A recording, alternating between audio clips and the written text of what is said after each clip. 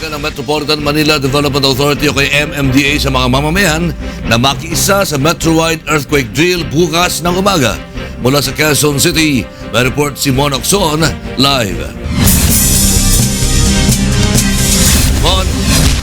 Yes, Lakay, tuloy na ang Metro-wide earthquake drill bukas ng umaga.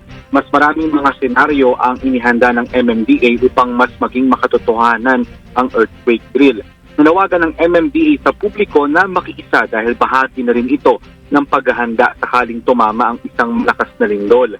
Hinikayat ang lahat na alamin ang pinakamalapit na open space sa kanilang lugar upang magsilbing evacuation site.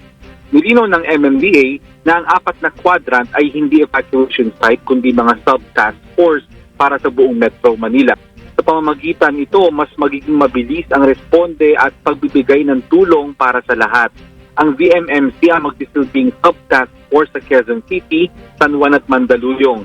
Sa Villamor Air Base naman ang para sa Makati, Pasay, Pateros, Parañaque, Taguig, Las Piñas at Muntinlupa. Ang taga Marikina at Pasig, LRT2 Train Depot. Habang sa Intramuros Golf Club naman ng Valenzuela, Malabon, Navotas, Caloocan at Manila. Ang ilang mga pribadong kumpanya ay magsasagawa rin ng kanilang sariling bersyon ng earthquake drill. Ang LRT Line 1 ay magsasagawa ng derailment senaryo sa Central Station. Looting o nakawan na senaryo naman ang sa mga SM Mall. Magkakaroon rin ng high-angle rescue sa ilang mga gusali sa Makati at Ortigas Business District. Isang senaryo na kung saan masisira naman ang Guadalupe Bridge ang inihahanda rin ng MMDA. Nagpaalala ang MMDA ng motorista na posibleng karoon ng matinding traffic sa naturang lugar bukas. Isasara ang northbound lane ng Guadalupe Bridge simula 6 a.m. hanggang 11 a.m. Lahat ng apektadong motorista ay pinapayuhang dumaan sa C5 via Kalayaan Avenue at McKinley Road.